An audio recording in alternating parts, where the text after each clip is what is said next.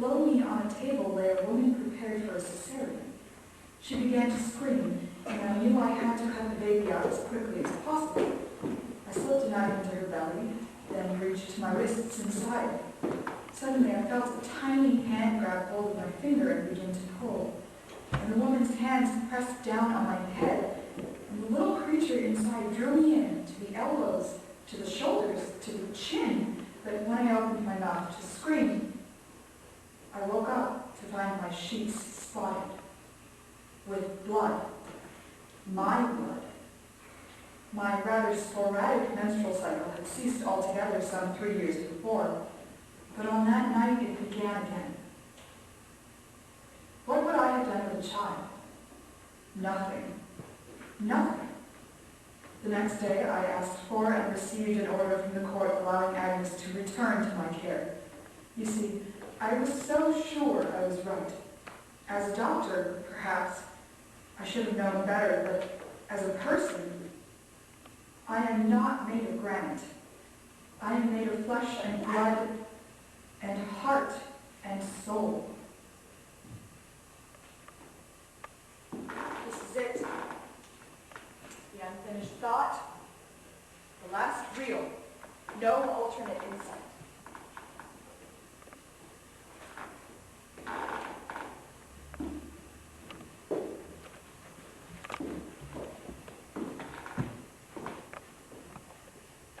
Well, you've won, haven't you? Not at all. Not yet. You've decided to take her apart. I've decided to hypnotize her again. Hasn't she had enough? I'd like to ask you a few more questions that I wasn't able to ask you before. I'm all ears. Because you so very cleverly steered away from me. God, you're vindictive. You're hiding something from me, and I want to know the truth. Then ask. Did Agnes ever mention anything to you about not feeling well when she was carrying the child? Yes, she did. And you didn't send her to a doctor? She wouldn't go. Wouldn't she? She was afraid. Of what? That he might find something out? Did she tell you that, or did you guess?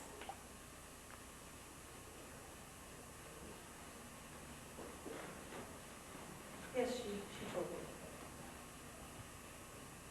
Who asked me about the baby, Mother? Was it you?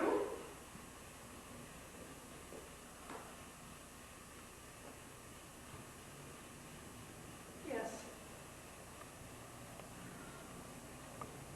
Don't waste those tears on me.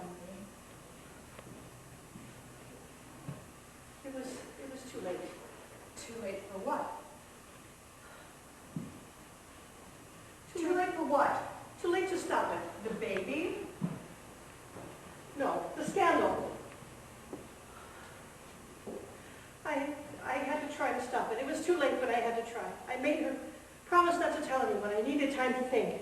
But you didn't get it, did you? No. That night when she got ill, I knew. That time had run out. Yes. So you went to her room to help her with the birth. She didn't want any help. Oh, but you wanted the baby out of the way as quickly as possible. That's a lie. You tied the cord around its neck. No, I wanted her to have it when there was no one around. I would have taken it to a hospital and left it with them.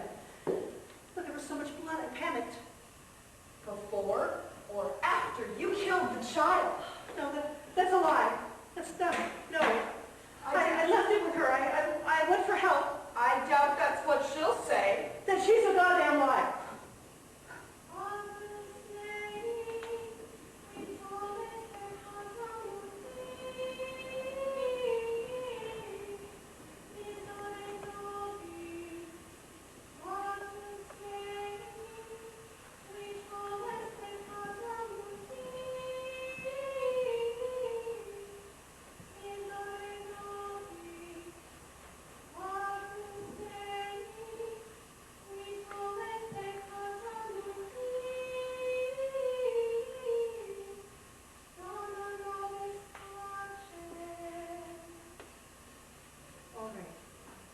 Let's finish this once and for all.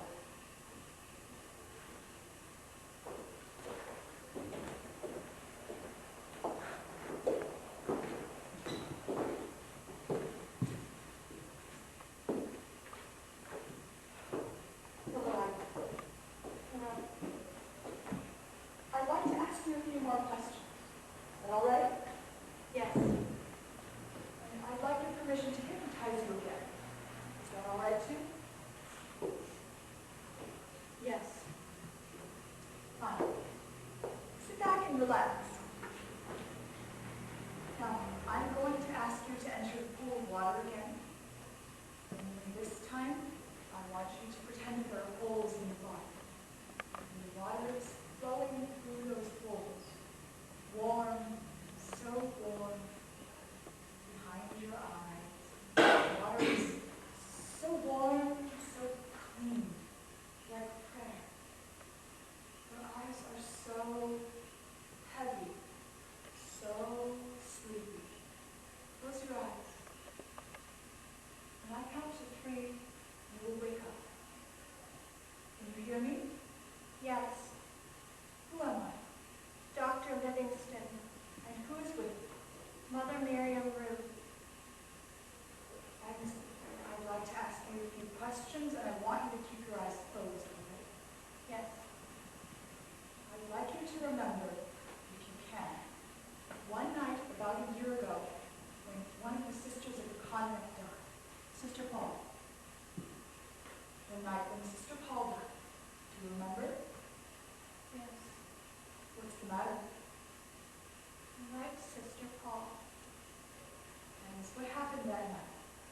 She sent me to bed early. Who did? Mother. Did you go to bed? Yes. What happened there? I woke up.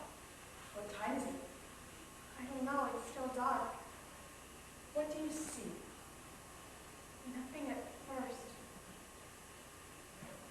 But What is it? someone's in the room. Do you know who? No, What do you see?